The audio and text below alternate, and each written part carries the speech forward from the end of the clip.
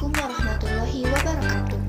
Halo guys, perkenalkan kami dari kelompok 5. Dalam video kali ini, kami akan membahas tentang kurikulum Montessori yang dibuat guna memenuhi tugas mata kuliah kurikulum pendidikan anak usia dini dengan dosen penyapu Ibu Tini Mulyani MPD.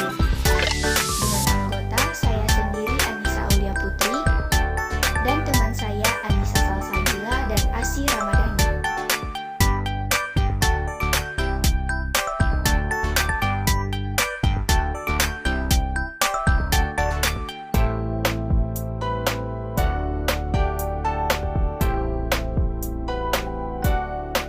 Kurikulum adalah sejumlah mata pelajaran yang harus dipelajari atau diselesaikan oleh setiap siswa, anak didik untuk memperoleh ijazah.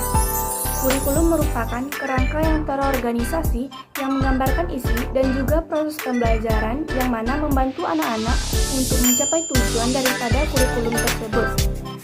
Sedangkan kurikulum Montessori adalah sebagai suatu pendekatan terpadu di mana konsep yang beragam disajikan dalam keseluruhan suatu pendekatan dan dengan cara yang berbeda ketika anak-anak berkembang melalui nilai-nilai.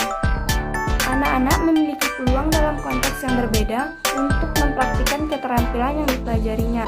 Kurikulum Montessori adalah metode pendidikan yang menekankan pada kemandirian dan kearifan anak, di mana anak diberi kebebasan untuk memilih pelajaran yang disukai untuk dipelajari.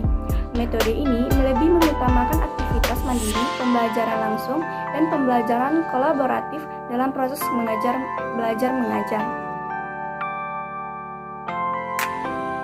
Yang kedua adalah karakteristik kurikulum Montessori.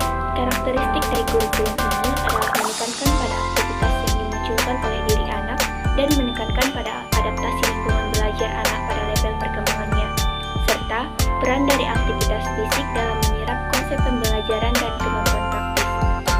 Kurikulum Montessori akan diizinkan untuk bergerak dengan kecepatan mereka sendiri dan beralih dari satu keterampilan jika mereka siap atau berapapun usianya.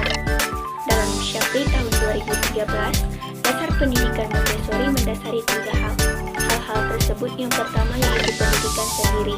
Maksudnya, anak memiliki kekuatan untuk berkembang dengan dirinya sendiri dan anak juga memiliki keinginan secara spontan untuk mandiri.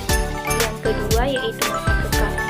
Masa peka adalah masa di mana anak harus diberikan fasilitas alat-alat permainan yang mendorong aktualisasi potensi yang muncul dalam diri anak. Dan yang ketiga yaitu kebebasan. Kebebasan memiliki arti bahwa pendidikan hendaknya tidak membebani peserta didik. Ciptakan lingkungan yang kondusif dan berikan kesempatan anak mengembangkan dirinya sendiri dengan bebas. Sedangkan menurut Gasha tahun 2017, dalam pelaksanaan pembelajaran berbasis kurikulum Montessori, terdapat beberapa karakteristik. Yang pertama yaitu suasana pembelajaran yang menyenangkan. Yang kedua, tidak ada suasana kelas yang kompetitif. Yang ketiga, anak dididik bermain dan bekerja secara kelompok baik besar dan kecil. Yang keempat, pembelajaran dengan permainan yang memiliki tujuan pembelajaran dan guru hanya menjadi pembimbing. Yang selanjutnya, gerak motorik dan kreativitas mendominasi. Yang selanjutnya mengutamakan proses dan bukan produk. Dan yang terakhir, bebas melakukan sesuatu pelajaran dengan caranya sendiri. Langkah-langkah penyusunan dan pengembangan kurikulum Montessori. Langkah-langkah penyusunan dan pengembangan kurikulum Montessori dapat dilakukan dengan beberapa metode sebagai berikut. Yang pertama ada metode eksperimen. Metode ini menuntut untuk kreativitas anak untuk melakukan percobaan sendiri, mengamati proses dan hasil percobaan yang melakukannya. Yang kedua ada metode Montessori. Metode Montessori merupakan salah satu metode yang dilakukan dengan cara memperlihatkan suatu bentuk proses atau kejadian tertentu agar dapat diikuti oleh anak. Yang ketiga ada metode pemberian tugas. Pemberian tugas dapat dilakukan melalui latihan-latihan. Selanjutnya yaitu ada implementasi kurikulum Montessori.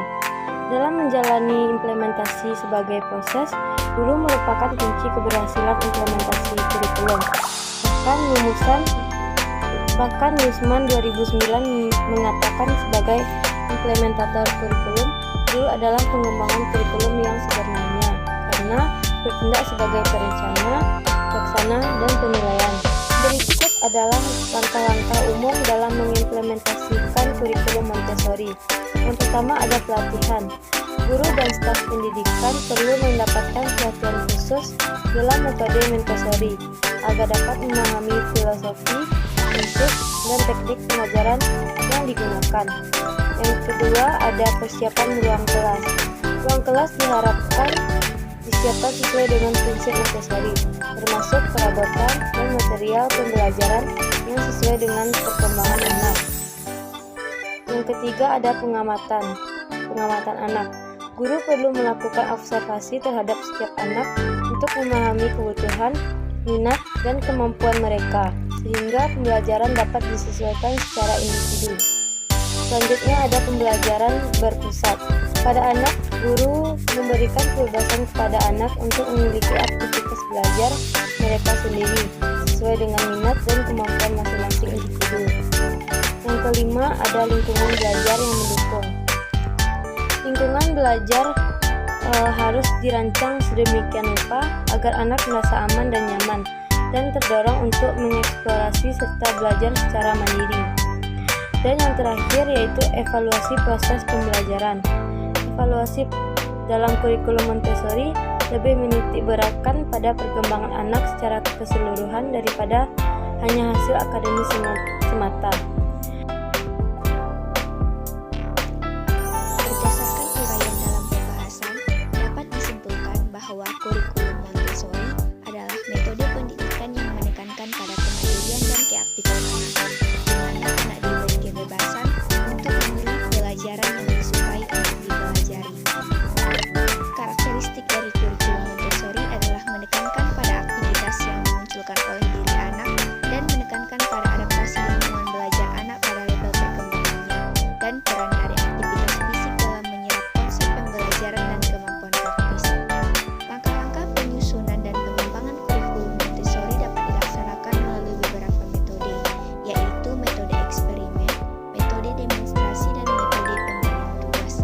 Selanjutnya, langkah-langkah mengimplementasikan kurikulum Montessori yaitu dengan pelatihan, persiapan ruang kelas, pengamatan anak, pembelajaran berpusat pada anak, lingkungan belajar yang